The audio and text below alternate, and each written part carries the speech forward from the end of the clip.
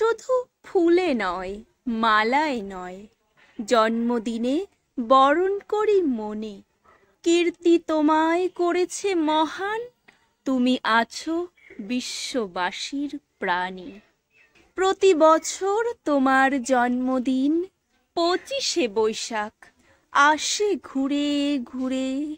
পূজিত হও তুমি বিশ্ববাসীর চিন্তা চেতনা হৃদয় মন্দিরে। বঙ্গ সাহিত্যের কোনায় কোনায় শুনিপুন তোমার বিচরণ। জন্মদিনে গানে ও কবিতায় আমরা করি তোমায় স্মরণ। তোমার সৃষ্টির সবই যেন প্রবাহমান অসীম অমৃতধারা। গীতাঞ্জলি কিংবা গীতবিতান পড়ে হয়ে যায় আত্মহারা।